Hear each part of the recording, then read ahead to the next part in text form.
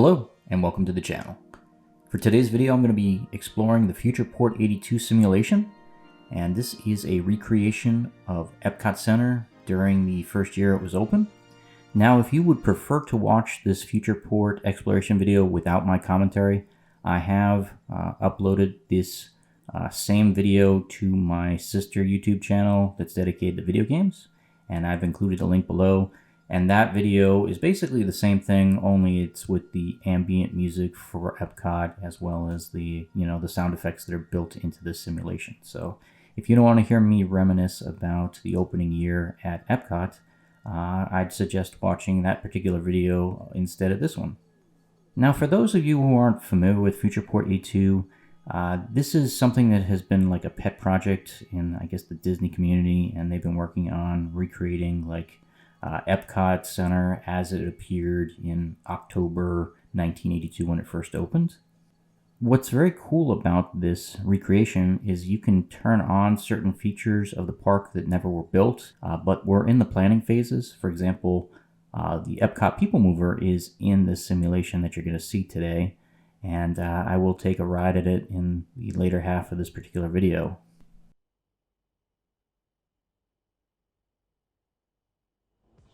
Now approaching our destination.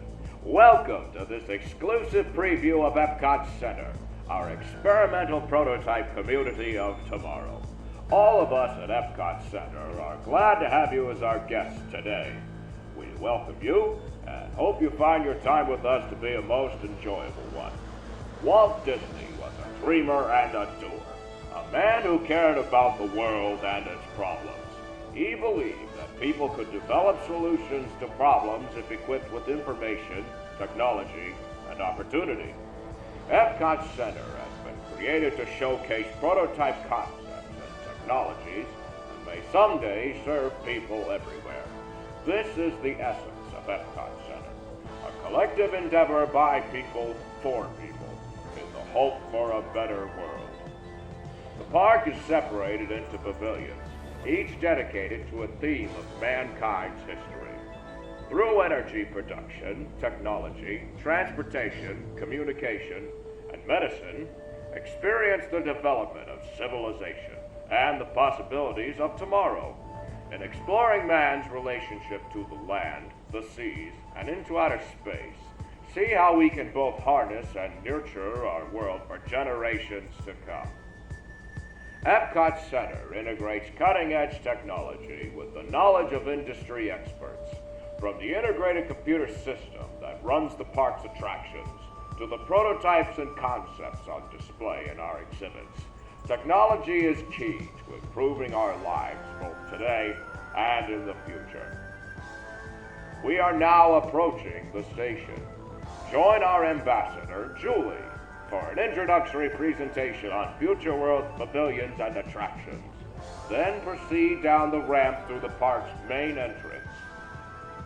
When the monorail comes to a complete stop, the doors will open automatically. Please gather your belongings and watch your step. From all of us, we hope you enjoy your stay at Epcot Center. Have a great day and welcome to the 21st century. Now, I'm going to do my best to not talk over any of the parts of this video that have narration. So, like, for example, when I take a ride on the World of Motion, that is basically a simulation of the dark ride in its entirety, and I promise I won't talk over any of those type of parts. My name is Julie, and along with this artist rendering, I'll be guiding you through a tour of FuturePort 82. The centerpiece of FuturePort is Spaceship Earth, sponsored by Bell Systems. Spaceship Earth is a one-of-a-kind geodesic sphere, 165 feet in diameter and standing 15 feet above the entrance of Future World. Inside, you'll journey aboard time machine vehicles as you spiral 18 stories into the sphere, passing three-dimensional scenes depicting the evolution of human communication. As you exit Spaceship Earth, you'll find yourself in Earth Station, your introduction to Future World. Guests can learn about the many pavilions by using the World Key interface. and even connect directly to a cast member for dinner reservations, all through an innovative touchscreen interface. Next up is the Community Core, or Communicore. In Computer Central, you'll see a demonstration of DAX, the computer system used to create the various special effects seen within the park, and also how we control our 761 different audio animatronic characters. The Energy Exchange will explore the vast world of energy production, while in Bell Systems FutureCom, experience the future of communication. Moving to Future World West, the largest pavilion after Communicore is the Land. This pavilion covers 6 acres, which is equal in size to all of Fantasyland inside the Magic Kingdom. The Land will deal with food production and good food nutrition. You'll find a variety of different shows within this one pavilion, including one called Listen to the Land, a boat journey that will first take you through audio animatronic scenes showing tropical rainforests, prairies, deserts, and the American farm. Then you'll pass to the back area through actual growing environments of the future, including crops growing in sand and crops growing with no soil at all. Next to the Land is Journey into Imagination, where you'll join Dreamfinder and Figment on a ride celebrating art, literature, music, science, and technology, ending in a trip to the Image World.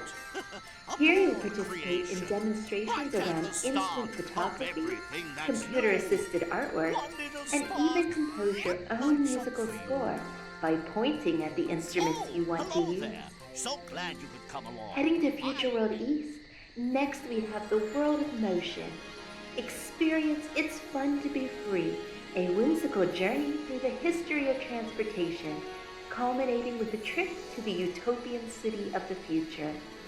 Guests will exit through the Trans Center, featuring several exhibits including hydrogen energy and the concept cars of tomorrow. At the bottom, you'll see the back of Universe of Energy. Inside, you'll find a triangular theater with a 160-foot wide movie screen, and you'll watch a film about fossil fuels and their use today. As the film concludes, the entire theater's seating area will split apart to form 6 traveling theater cars, each holding about 97 passengers. You'll be transported into a 3-dimensional world filled with dinosaurs, earthquakes, and volcanoes to show the actual creation of fossil fuels. This ride vehicle will be powered by the 80,000 solar photovoltaic cells located on the roof of the pavilion. We have 2 more pavilions planned for the future.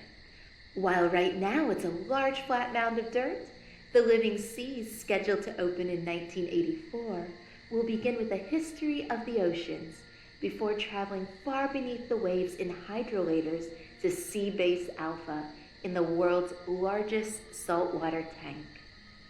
Back in Future World East, opening in October 1983, is Horizons. Horizons will capture the essence of the future, everything from transportation to our habitat to the lifestyle of the average family 50 to 100 years from now. We invite you to head down the path to the Future Choice Kiosk, your gateway to the future.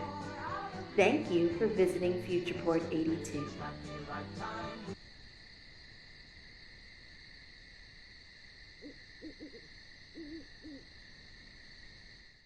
Now, if you noticed in the beginning of the video, it showed a date of September 1982.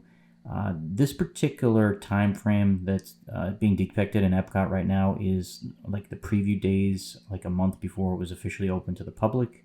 I did not attend Epcot for that time period. I was here in October 82, that first week it had opened to the public. So a lot of this is the same as you know, the park that I remember as a kid. I was here that very first Friday and Saturday that the park was open to the public.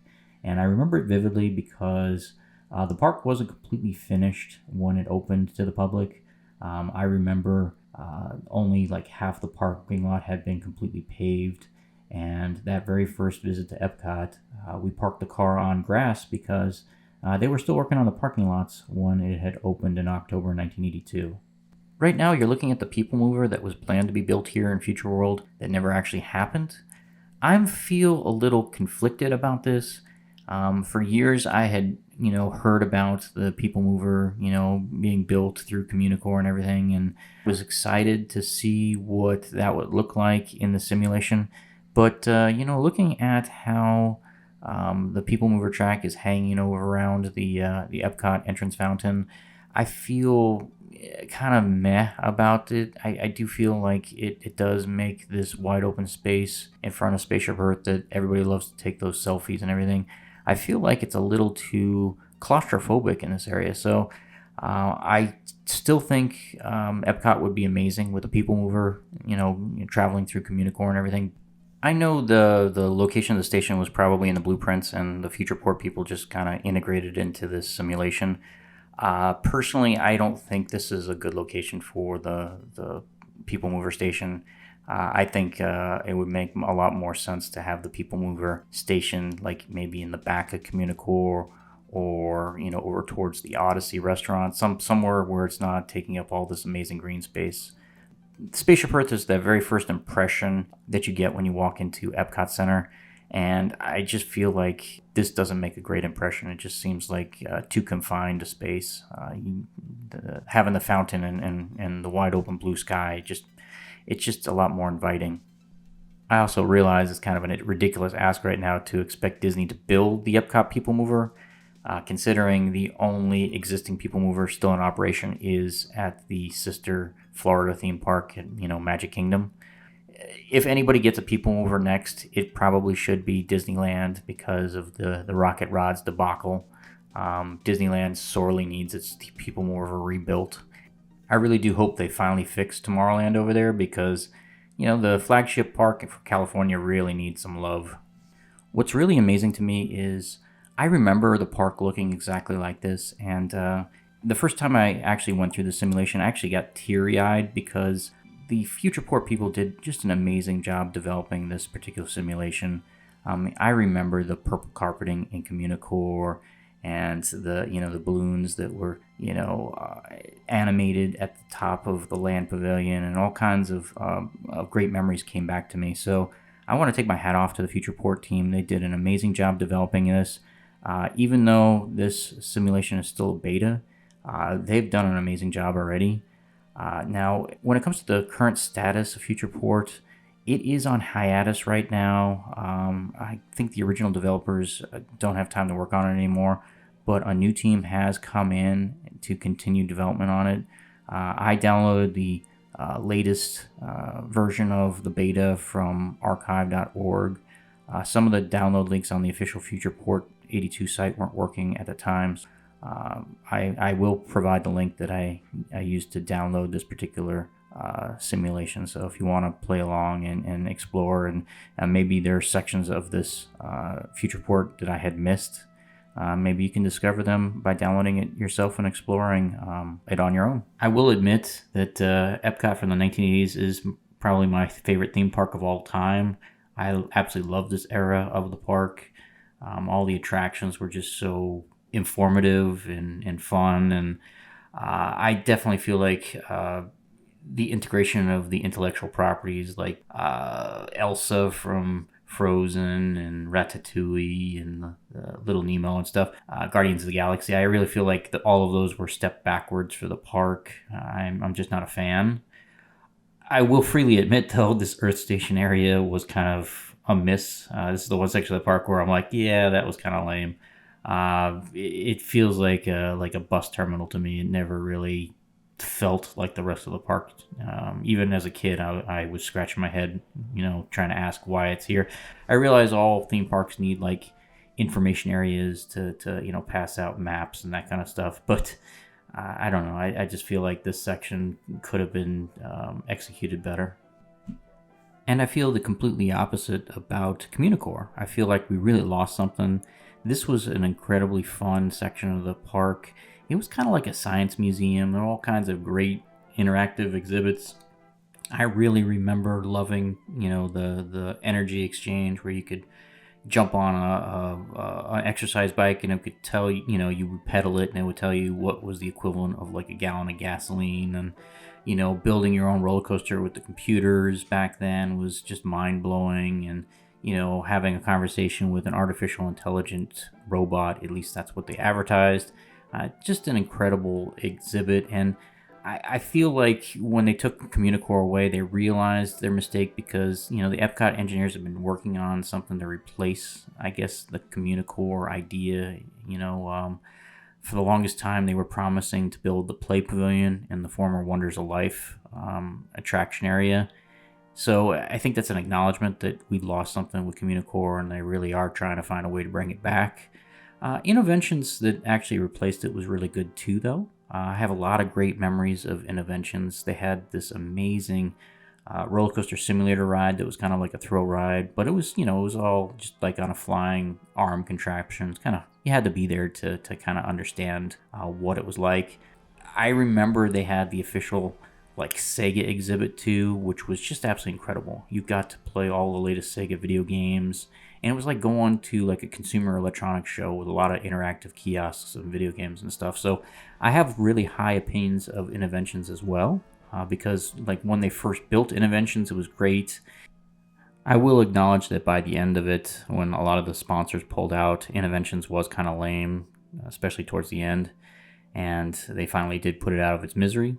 I do remember one of the other cool exhibits they had at Innovations too was General Motors had their EV1 on display, and they actually had a driving simulator. So it was technically like the first time I ever got to experience an electric vehicle, and it was just, in the 90s, that was kind of like a mind-blowing experience, especially for someone who was too young to drive at the time. So, I mean, it was kind of neat to be able to have a realistic driving experience, even though I was only like, I think maybe 12 years old at the time. So made a huge impression. And, I definitely appreciated General Motors sponsorship of like the World of Motion as well as Test Track. I own a Pontiac probably because of it. It's kind of both funny and sad. Epcot got a huge investment, around the time period of COVID-19, where they pretty much gutted the interior of the park and tore out all this 1982 original walkways and fountains and all that stuff. And it was an absolutely huge step backwards. They really did ruin the interior of the park. It looks like crap. Everybody knows it. Their sole motivation for a lot of their supposed upgrades was cost cutting. Like they had this absolutely incredible water feature in the center of the park called the Fountain of Nations. And it had a 15-minute synchronized musical show with lights and fountains and all kinds of stuff. And it was absolutely an amazing attraction. And, the penny pinchers wanted it gone because, you had to drain it and, do service on it because it's a water fountain. It's like they went and they got rid of all those beautiful, poured, slabbed, walkways and replaced them with off-the-shelf Home Depot style planters and everything, and it was just an absolute mess. And the reason why people have gone and made things like FuturePort 82 was to bring back what the park used to look like. One of the things that they did too was for this supposed upgrade, they knocked down Communicore West to build a completely different celebration structure, and then they ended up changing their mind because of cost cutting, and they pretty much built the exact Communicore building that they knocked down. So they wasted millions of dollars, if not billions of dollars, on, constantly changing their plans. One of the funniest examples of this renovation too was they put this fiber optic lighting package in the ground, but I guess they didn't properly engineer it because the first time somebody power washed it, they shorted out all the lighting. So I think the fiber optic lighting that they had integrated into the pavement lasted for maybe 3 or 4 weeks total, and then like I said, somebody power washed it as a maintenance schedule and destroyed it, and it hasn't operated since. I think they got 3 weeks of operation out of those integrated fiber optic lights. So needless to say, I understand why people will make things like this FuturePort 82 because people are nostalgic for what Epcot used to be and not what it looks like right now.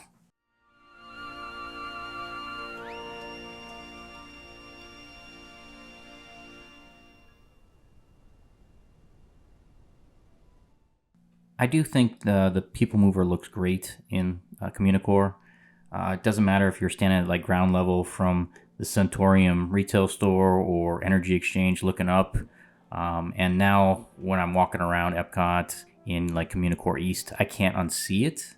Looking at those big glass windows where the PeopleMover is supposed to be.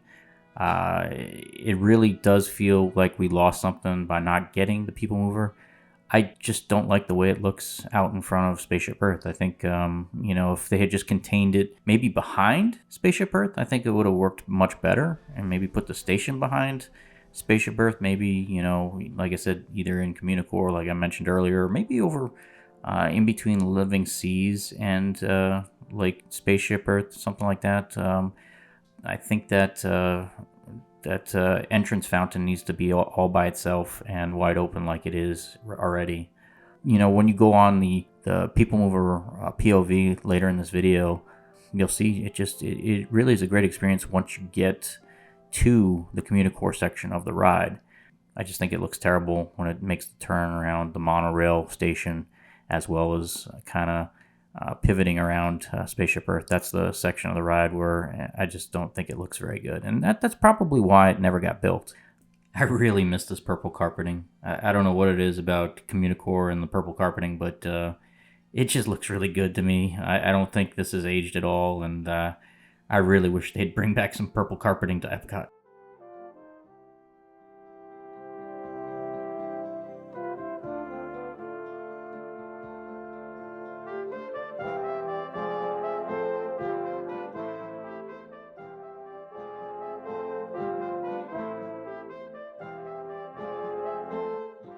I think my two favorite sections of Communicore were probably the FuturePort model shop as well as this energy exchange.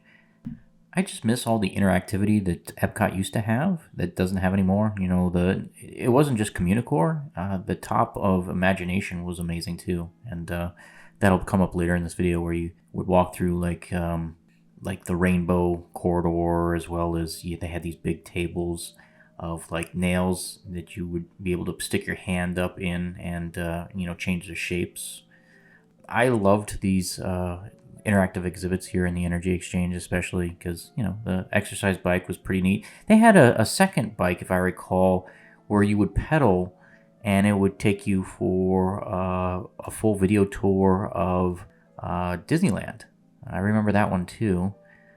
Epcot in 1982-83 was all about interactivity, and not only did they have Communicore Imagination, but even the dark rides were interactive. For example, when Horizons opened in 1983, the OmniMover rides had touchscreens, and at the end of the ride, you could actually choose your ending. There were 4 passengers, and whoever voted on which scenario got like the most votes, you would either go through a simulation of outer space or undersea or flying across the desert in like one of those like jet cars. It was just a really fun attraction, and I really feel like Disney has lost the script when it came to all the neat interactive stuff that was here at Epcot, because I realized there's some interactivity to the Mission Space ride that replaced Horizons, but it's just, that is such a cheap, low rent ride. I mean, Mission Space is, it's a claustrophobic ride vehicle, and it feels cheap compared to its predecessor, and I can't get past that. Where vast transistor networks were etched onto tiny chips. Today we can fit an entire computer on this single microchip. Yet it costs only pennies to make, works faster, and stores more information than the million-dollar computers of yesterday. Together, these advances are bringing astonishing benefits to everyone.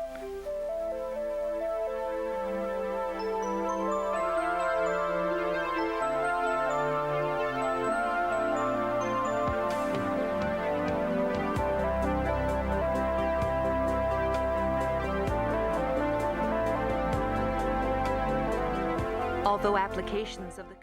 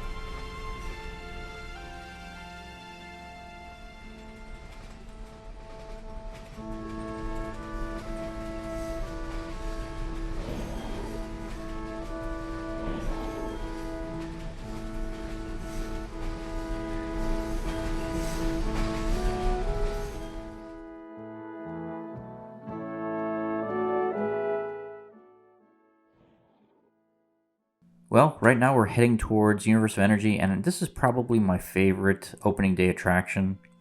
I absolutely love this ride, and I really feel like it was a mistake to remove it. They could have updated it and, maybe changed the era of what dinosaurs were in the attraction. Dinosaurs never get old to kids. Kids will always appreciate dinosaurs, especially the scale at which the dinosaurs were. They were such amazing animatronics that Disney used, and they were like 30, 40 feet tall. They were just massive dinosaurs. So I really think it was a step backwards. I mean, I can appreciate all the engineering that went into Guardians of the Galaxy, but I hate the ride. I don't like spinning coasters. I never have. I rode Guardians twice. I felt queasy both times. I don't like it at all. I'll never ride it again. The thing about it is it's a fundamentally flawed ride system. Universal figured out quite early when they were building their Hagrid's Magical Creatures motorbike adventure right around the same time period that when you're trying to do story elements inside of a roller coaster, they slowed down the ride vehicle to a crawl and they explain like what's happening in the storyline. And then the roller coaster launches you after the story is established. But, Guardians of the Galaxy doesn't do that. You're traveling at like 50 miles an hour. You're trying to get the storyline. They're blasting music. So, the storyline gets kind of unclear and you get kind of lost. And not only that, but if they used traditional ride vehicles like Space Mountain or Thunder Mountain, something like that, where the vehicles didn't turn at the same time as they're, making their banked turns and all that other stuff. So basically, like there's certain scenes where you're like going around a moon or a sun or whatever it is, and the ride vehicle is facing like the inside, so it's basically turning to kind of counteract the actual curve of the track. So I mean, it's a cool idea, but in practice, it just makes you dizzy. And Guardians of the Galaxy is one of the few rides at Epcot that has barf bags at the end of it because so many people get motion sickness. I mean, I think the number was 5 to 10% of all riders throw up at the end of the ride. And that just tells me that they blew it. Now, I know Mission Space is the other one that people hate at Epcot because of the same thing. If you take the more extreme version of Mission Space, I think it's up like even higher than Guardians of the Galaxy. I believe it's 15 to 20% of all riders vomit at the end. So those two rides here at Epcot have the barf bags at the exits. And I don't think I've ever gone on either one of those rides where I didn't see, a couple people throwing up. Back when those rides first opened, I remember seeing people, get off the ride, throw up in the trash cans. And now at least they have cast members that'll pass out the barf bags. They have the airplane style barf bags at the end of the exits so people can throw up into those instead of the garbage cans. I guess that's an improvement, but that tells me I hate those rides, and I dislike both those rides here. Now I'm coming up to probably the most impressive part of this beta test for FuturePort 82. They were able to recreate the entire dark ride for World of Motion. So I'm going to sit back and let you experience it in its entirety without me talking over it.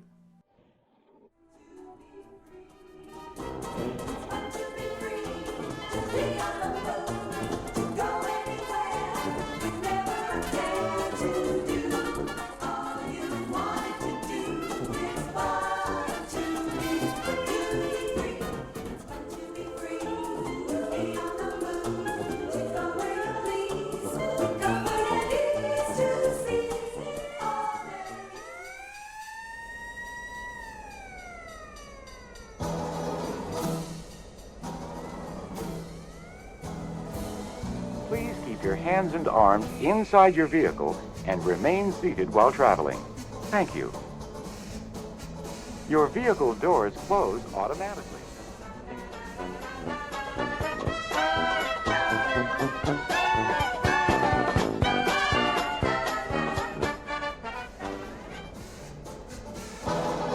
Ladies and gentlemen, welcome to the wonderful world of motion. General Motors now invite you to travel the open road, to discover that when it comes to transportation, it's always fun to be free.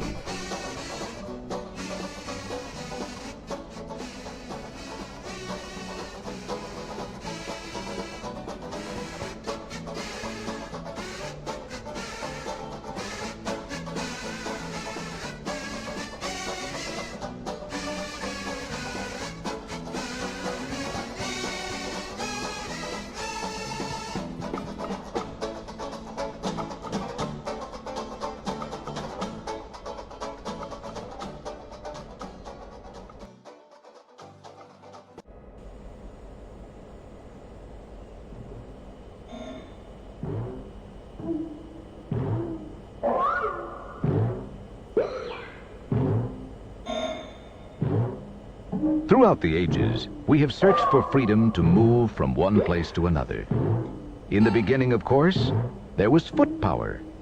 But with our first wandering steps, we quickly discover the need to improve our basic transportation.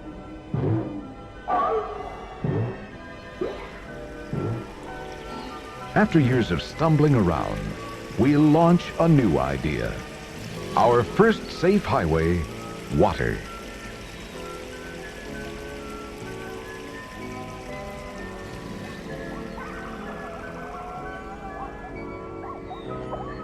On land, our animal friends give us new freedom, and we test drive many new models.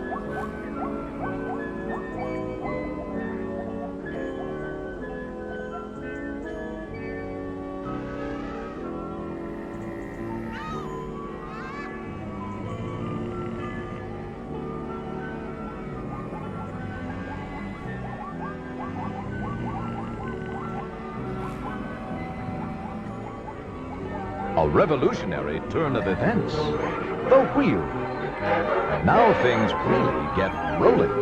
It's fun to be free.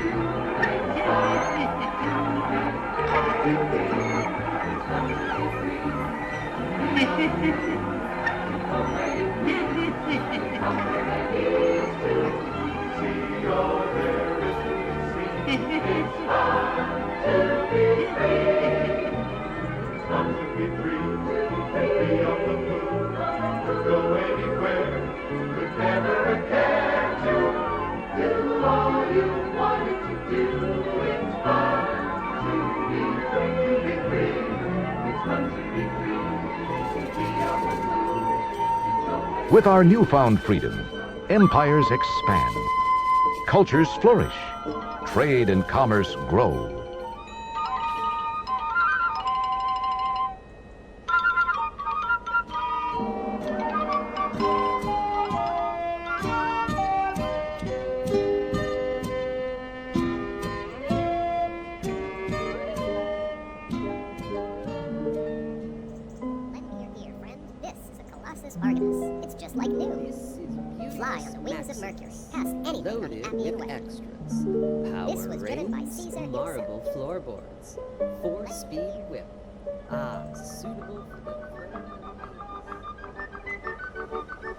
With proud new ships, we sail forth in search of new worlds, undaunted by age-old myths and silly superstitions.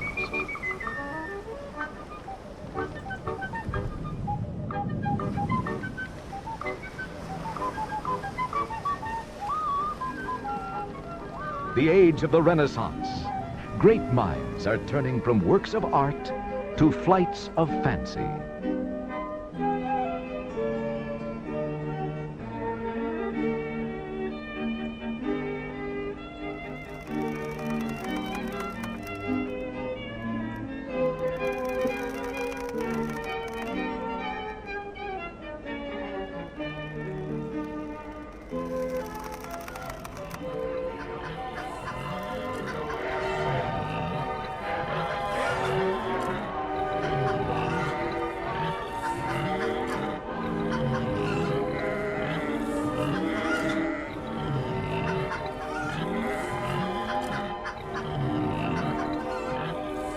From hot air to the power of steam, now nothing stands in the way of progress on the open road.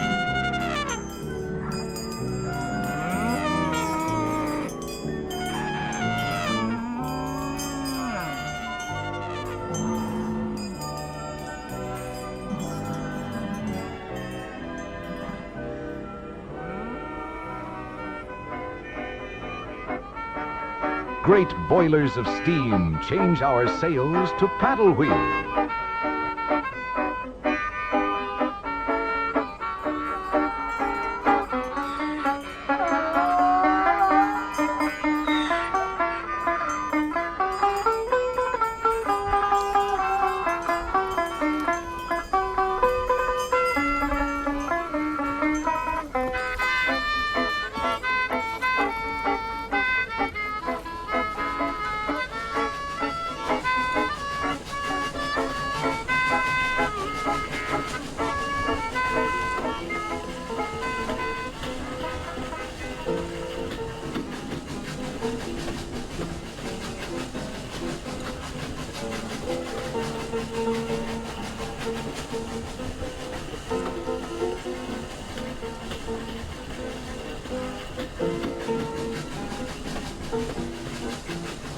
another kind of horse arrives.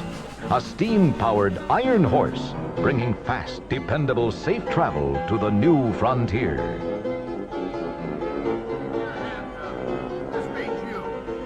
This is called passing the hat.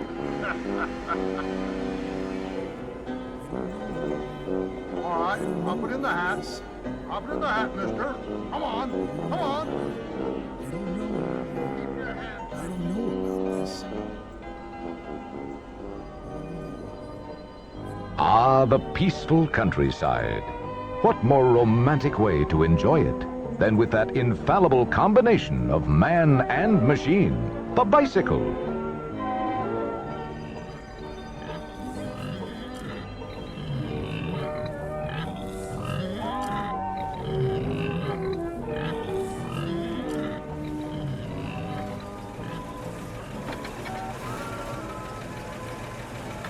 The call of the open road brings us a new wonder.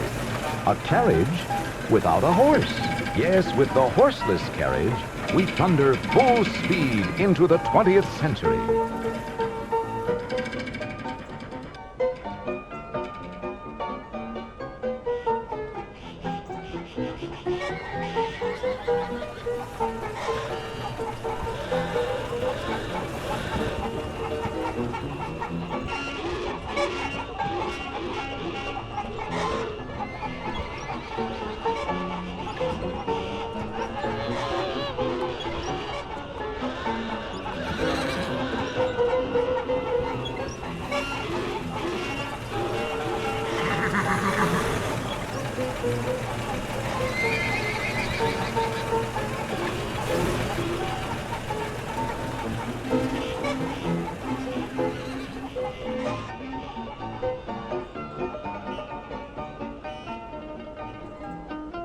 Our newest tradition, the Sunday drive. Now we quickly get away from it all to the beautiful, carefree countryside.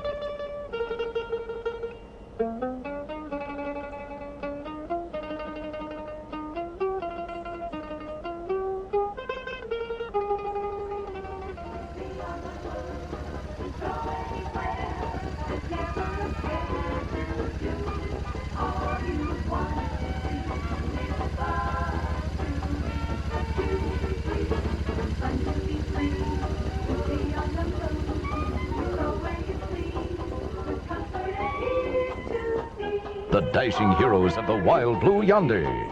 Now the sky's the limit.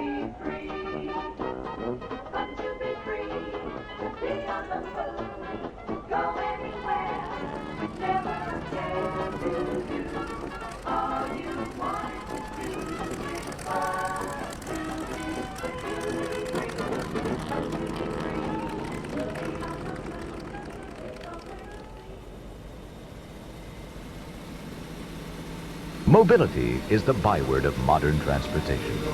A way to move from here to there for every need and every care. Now it's really fun to be free.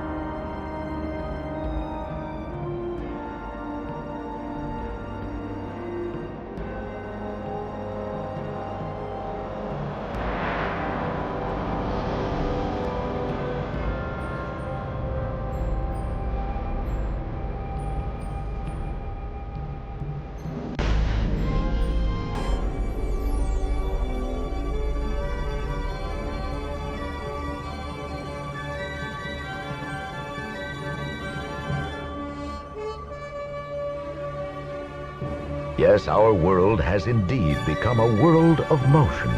We have engineered marvels that take us swiftly over land and sea, the air, and into space itself. And still bolder and better ideas are yet to come. Ideas that will fulfill our age-old dream to be free. Free in mind, free in spirit, free to follow the distant star of our ancestors to a brighter tomorrow.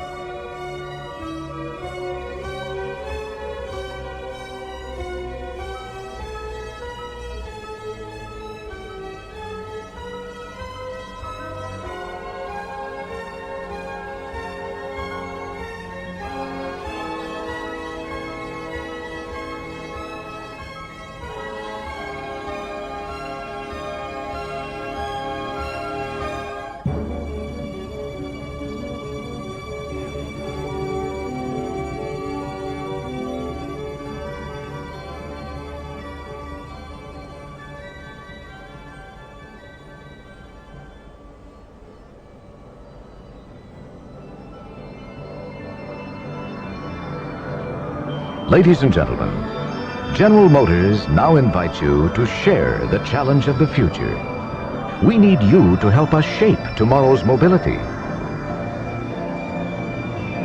Just ahead is General Motors' exciting Trans Center. Join us behind the scenes, where we are working to ensure that tomorrow's world will continue to be a world of motion.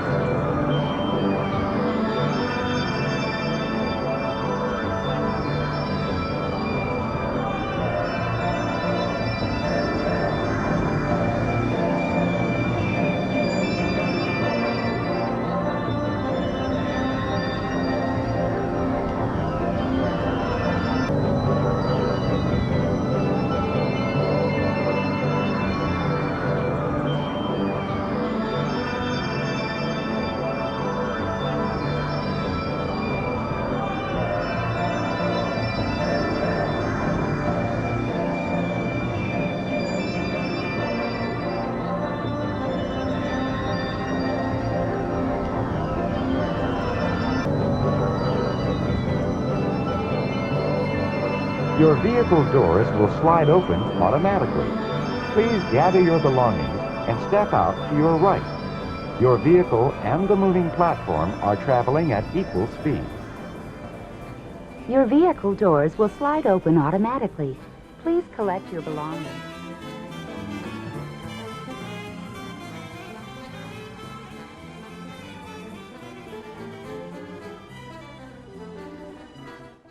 Let's face it, this ride was built in an era where Americans were just absolutely car crazy. 1982 was the year that Knight Rider debuted.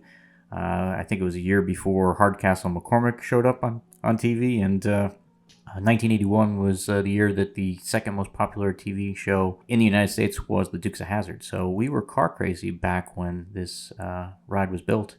And I remember just absolutely loving this post-show area of World of Motion. It was incredible. I remember a lot of the displays that were here. They had a bunch of concept cars from General Motors. I think this is the first time I ever got to sit in a Corvette. A lot of firsts for me. There was a really neat experimental vehicle they had on display here in the post-show area called the Lean Machine. I remember it vividly. It was basically like an enclosed motorcycle, but the passenger compartment would tilt in the turns. And it was a really cool, experimental vehicle from General Motors. I think they were seriously considering mass producing it, but it never came to be. I absolutely loved World of Motion. However, I feel a little conflicted because this is the one time where I think modern Epcot probably beats classic Epcot. I absolutely adore Test Track.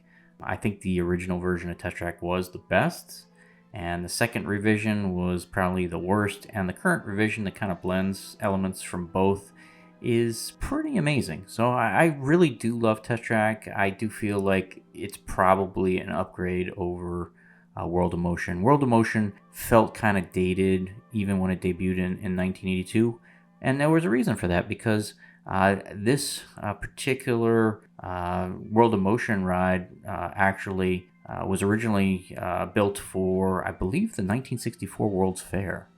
So this ride was already like 18 years old when it debuted here in Epcot. So I'm not surprised that General Motors swapped it out for Test Track a decade later because it did probably age quicker than it should have just because it was originally designed in the 60s.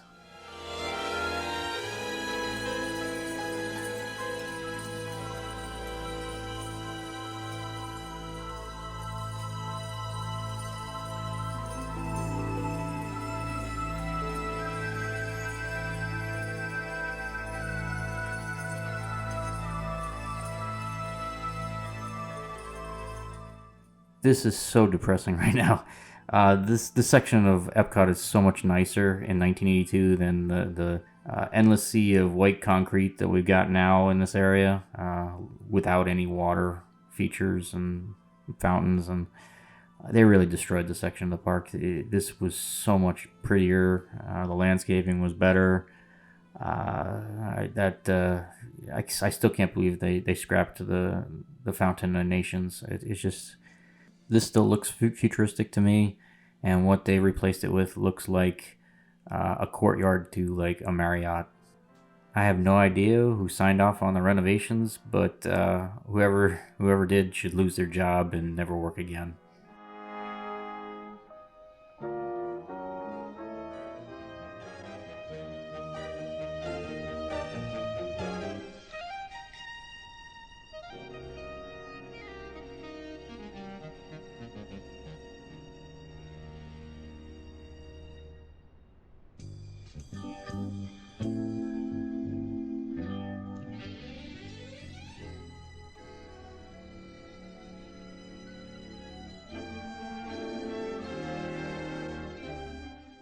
Well, now I'm headed towards the Imagination Pavilion.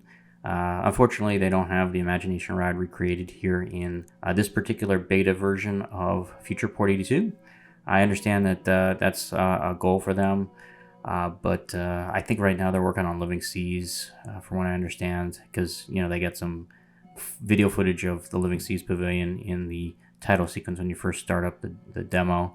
I think they're pretty far along with the land too. They don't have the boat running yet in this demo, but it seems like all the elements are already in place because you can see like some of the dark ride elements from the restaurant above, as well as you can walk through the greenhouse, and the greenhouse is pretty much all there. It seems like the land would probably be the next one to show up. I think they just have to create a boat vehicle, and that's about all they would need to get that one going. Now, I'm running this simulation in 4K. It doesn't take a lot of computer to run. I mean, I have an older machine. This is a Ryzen like 3700. And, it's got 8 cores, so I guess it's a decent spec machine, and it's an RTX like 2080 video card, so it's a pretty old video card. I do feel like this stuff looks best with the ray tracing like maxed out, so I did set it for 4K in epic detail, so obviously it's got a lot of ray tracing going on, and if you got a lot of memory in your computer, like I think as long as you have like 16 gigs of RAM and something that runs ray tracing nicely, you can run this demo pretty well. I know the Radeon 9000 series is really good at ray tracing, as well as I guess the Intel Arc series. At least the B570 and B580 should run this demo pretty well too, I would imagine.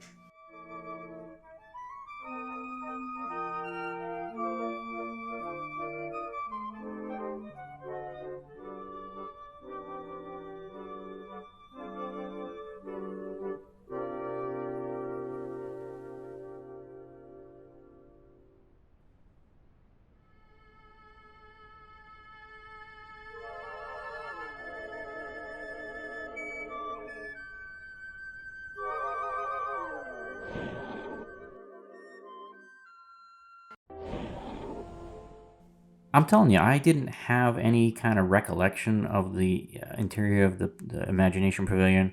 I guess I'm so used to the current version that I completely forgot about the original iteration. But all the memories came flooding back to me once I saw this demo. I suddenly remembered the white tile on the floor and the circular staircase and the purple carpeting in the center, and all this stuff came back, and the beautiful murals on the walls. I mean, all this stuff was vivid and amazing in 1982, and I don't know, for some reason I had a brain for it. I remember the ride very well, but I didn't remember like the line queue at all. And once I saw it, though, I remembered it, and it came back like vividly. And that's the thing that's so amazing about these demos in Unreal 5. You can recreate things and bring back the memories that you didn't realize you still had. And I'm telling you, I've been on a lot of Disney websites, and there really aren't a lot of photos of like the lines for a lot of these attractions. So it really is helpful to have these type of FuturePort 82 projects, because some of these things would have been lost to time. These small details. Like, I remember the ride pretty well, but I don't remember the line.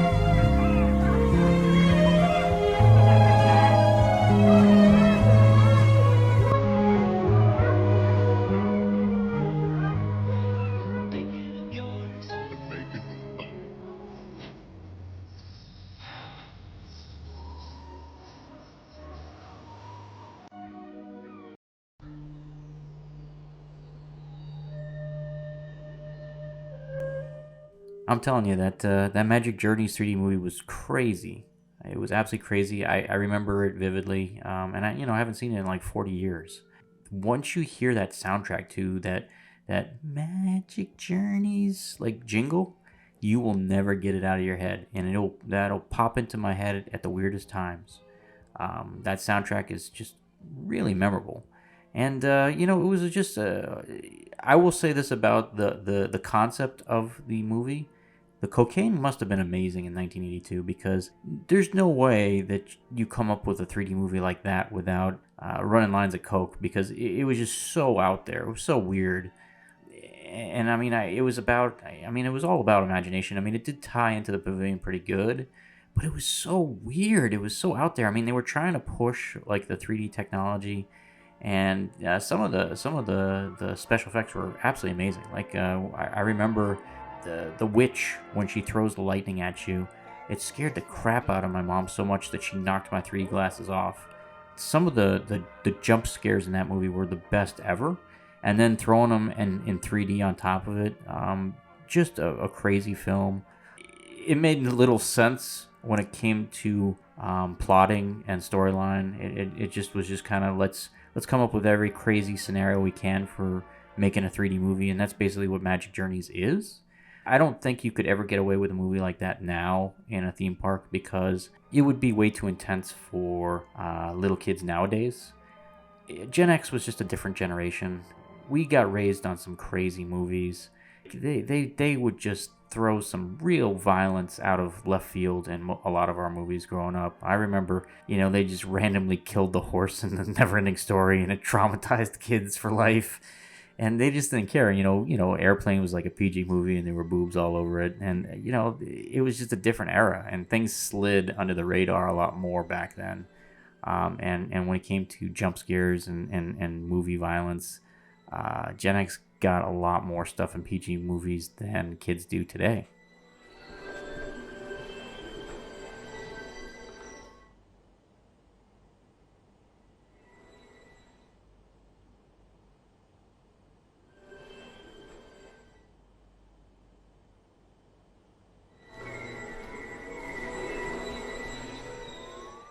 As a kid who grew up in the upstairs portion of the Imagination Pavilion, it is a little rough, like looking at this, because again, we lost a lot in Epcot, and I realize the Imagination Pavilion still has a small interactive play area post-ride. It's just not the same, though. It's not as good as it was. Now, the only thing upstairs in the Imagination Pavilion, to my knowledge, is there's a Disney Vacation Club lounge up there, so I think you can get sodas upstairs, and that's about it.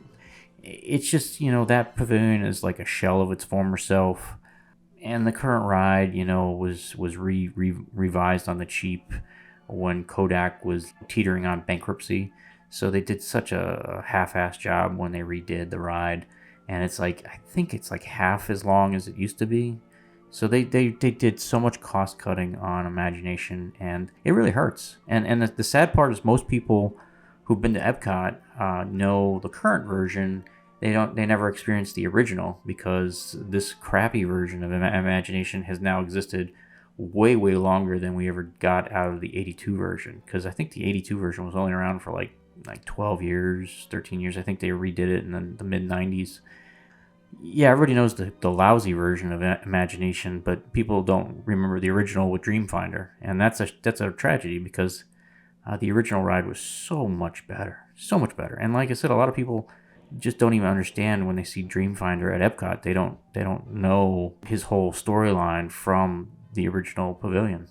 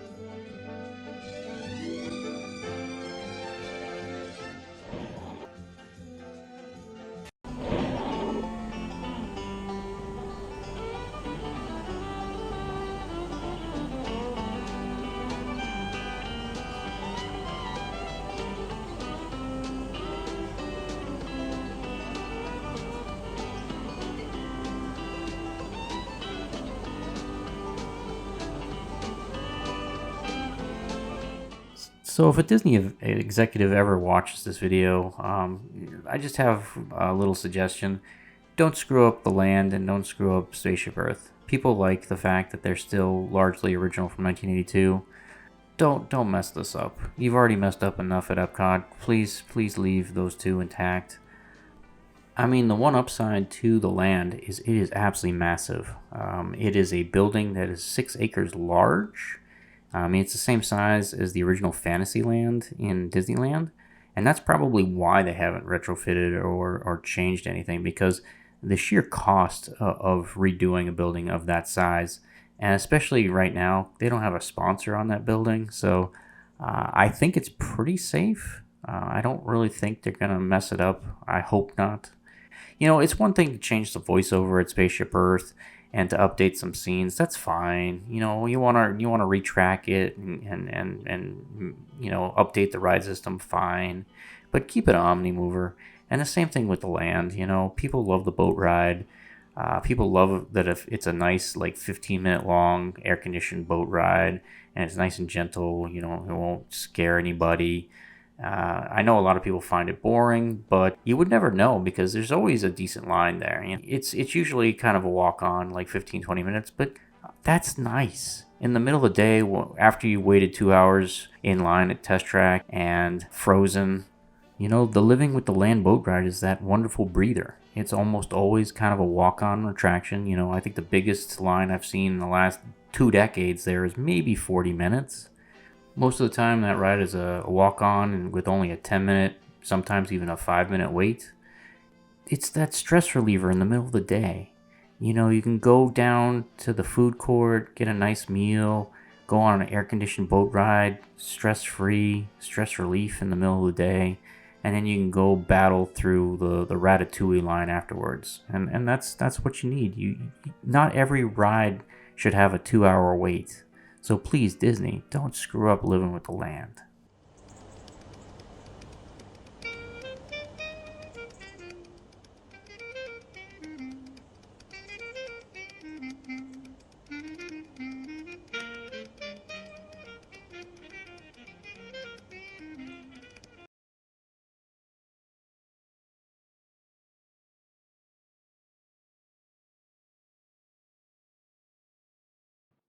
Okay, we're just about ready up here for the next test. Take a seat and we'll get started.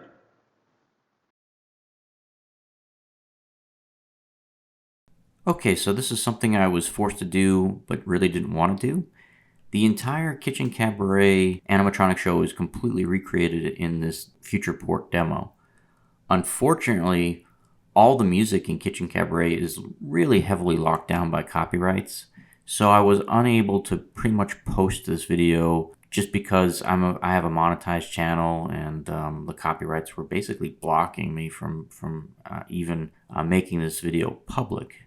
They're just, the music for Kitchen Kabaret is just really locked down. So I've gone back and edited down this Kitchen Kabaret show a lot, and I'm basically talking over the copyrighted music, and I apologize. I didn't want to have to do it, but unfortunately, the Kitchen Kabaret medleys are just really locked down with copyrights, and you wouldn't be able to watch this video otherwise.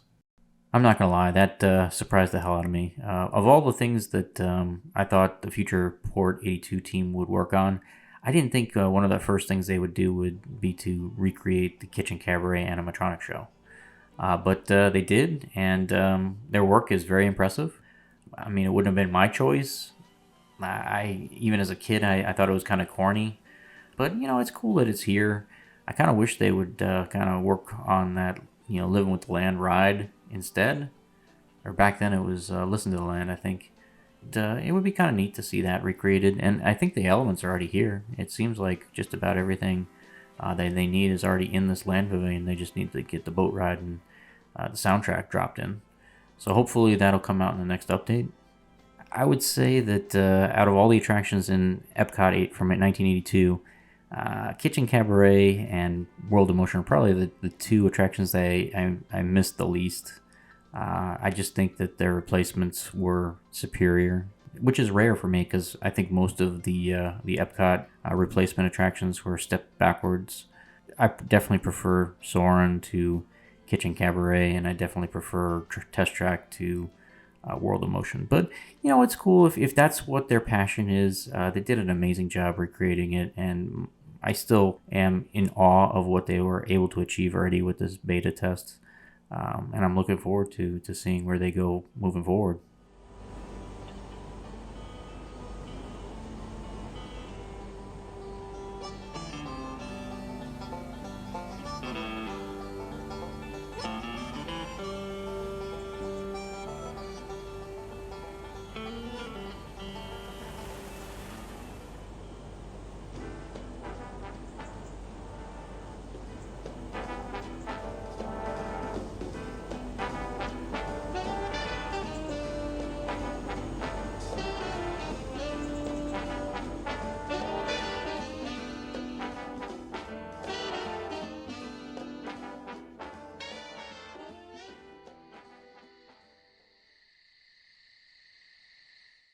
So this corridor being open and located here actually surprised me.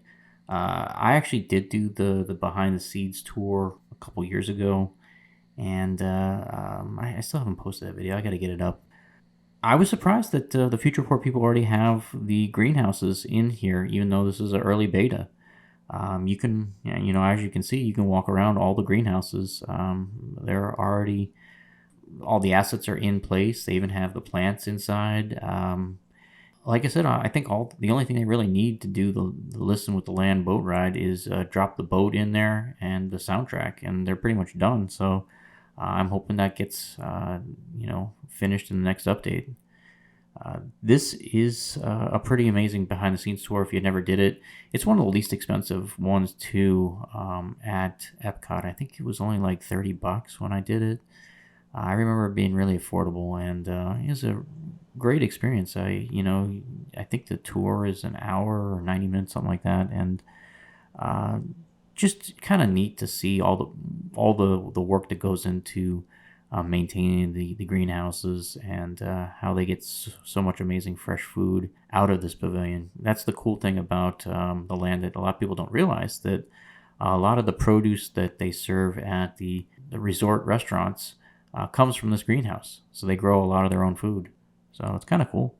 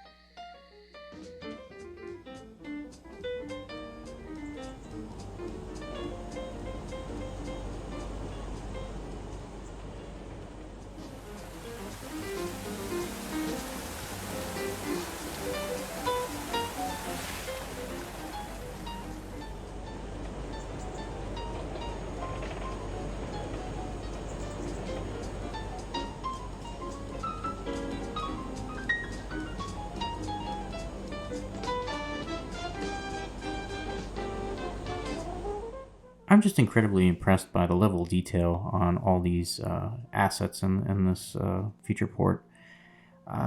Whoever did like the furniture and the carpeting and drew all the animatronics and the dark ride, even though the dark ride isn't working yet in this version of the beta, you can see like the farmhouse is already in place, and they've got like, I guess, the buffalo on the plains. All of the things that you know, are at least within visible distance seem to already be in place for the Listen to the Land boat ride. I am eagerly anticipating the future releases for this simulation, and I hope they realize they have like a fan club that is really excited to see what they come up with. And just my hat's off to the people who have already created these assets. I mean, they look fabulous. I know for them to have worked out not only the lighting and the ray tracing, you know, the light sources, they've done a great job. It just, you know, everything just looks exquisite in this game. This is exactly what the restaurant looked like when I was a kid. I remember eating here and, you know, taking that slow ride around the round table. You know, I think it's a slow mover. I mean, I think it takes about an hour to complete a full pass.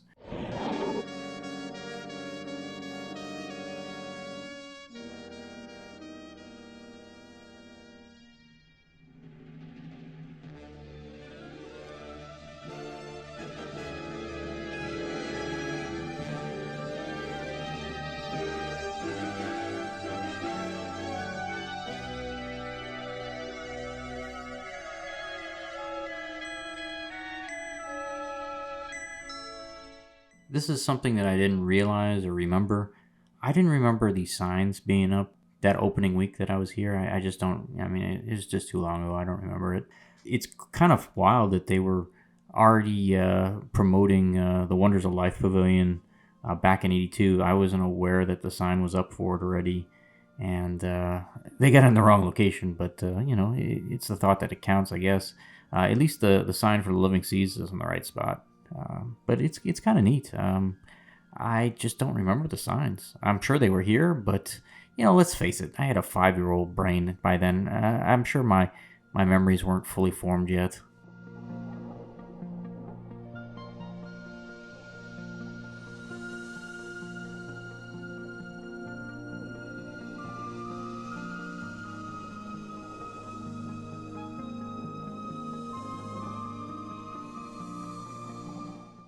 You can definitely tell the software is still beta because, as you've noticed probably by now, the fictitious PeopleMover is, you know, sometimes around Communicore when you come out of the buildings, and sometimes it isn't. It just depends. Like, I think when I started walking around Epcot, the PeopleMover was showing, and then I went inside World of Motion and it disappeared. I'm just grateful that the PeopleMover is showing right now because I'm planning to take you for a full ride on it. It is interesting. Like, if you walk around Epcot now, you can still see a lot of the infrastructure that was designed to accommodate this PeopleMover. Like I mentioned earlier, Communicore East still has the glass walls where the PeopleMover is supposed to be integrated into it, and you know, they have the beams in the walls rated to carry the weight of a PeopleMover. So it's kind of a shame that they didn't build it. I'm kind of happy they didn't build it, seeing how cluttered it is up in the front of the park. At the end of the day, I love PeopleMovers. I miss the one in Disneyland, like, on a daily basis. I'm so nostalgic for Disneyland's PeopleMover, and they really need to bring it back. I know the PeopleMover is never going to happen now in Epcot, and it is overkill. I mean, you don't need a PeopleMover at every Florida park. It never really made sense to build one at Epcot when Magic Kingdom already had one, and that's the reason why they never made that investment.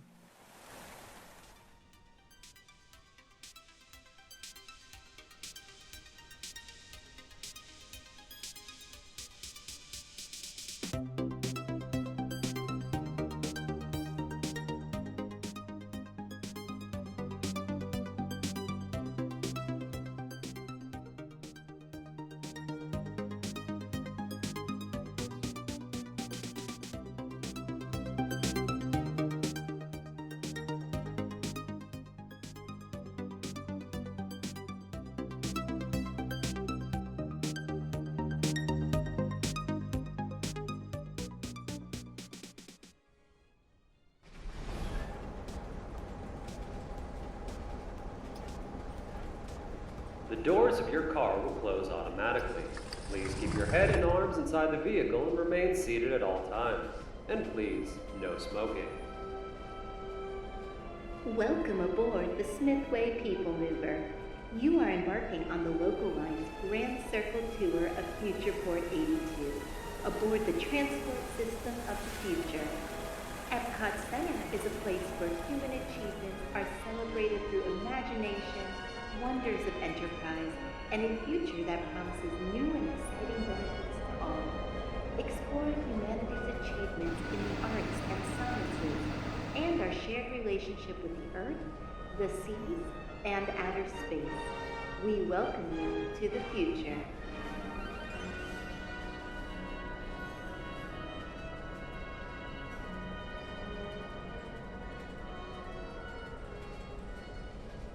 We're now approaching the park's symbol, Spaceship Earth.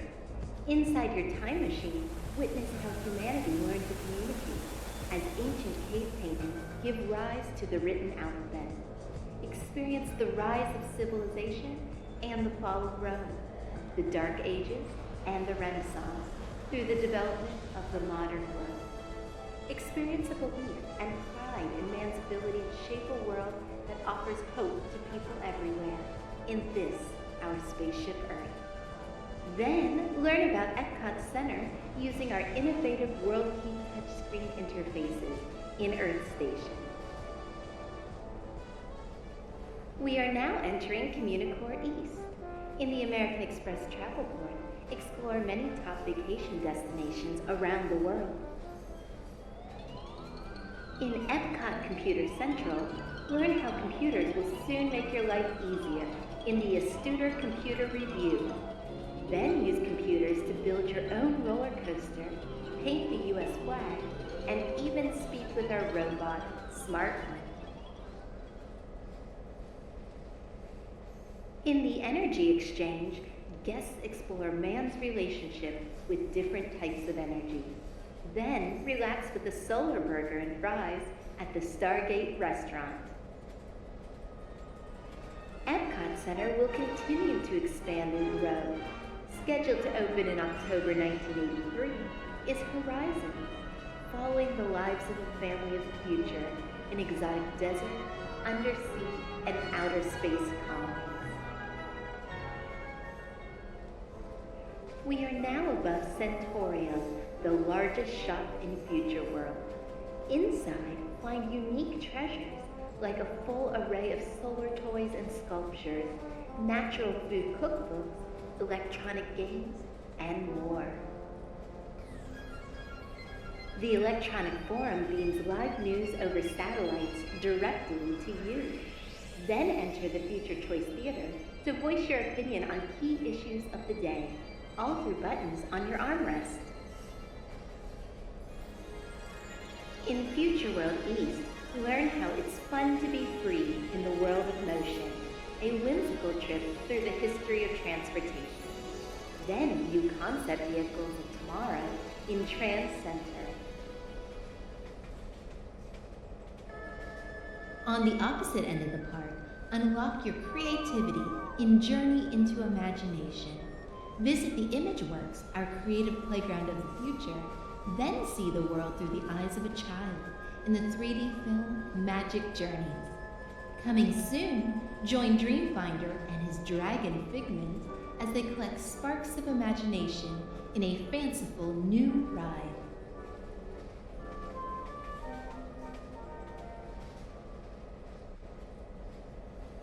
We're now entering Communicore West. Have you ever wanted to see Future World up close? Visit the FuturePort Model Shop with small-scale versions of the park's pavilions, vehicles, artwork, and more. And coming soon, enter an extraordinary world of electronic micro-magic with lasers, simulators, and robotics in the Tron Arcade.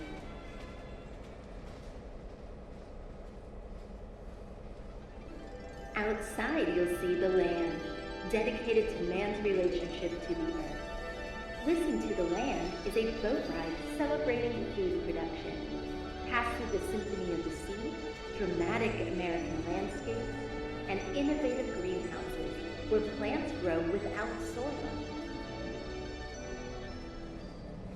Then visit Kitchen Kabaret, a musical show about balanced food choices, before watching the film Symbiosis about protecting our natural environments. Enter the age of information in Bell Systems FutureCom. Through satellites, newspapers, or even traffic lights, interactive displays explore the past and future of data. The Einsel Theater is a colorful view of how data will revolutionize daily life, from video conferencing to telephone shopping and more.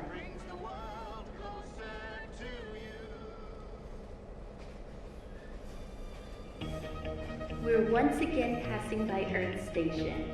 We invite you to learn more about what you've seen within, a perfect follow-up to the PeopleMover. We hope you've learned about the many experiences, both big and small, we have to offer within Future World. Epcot Center is here to delight and educate, entertain and inspire all who enter.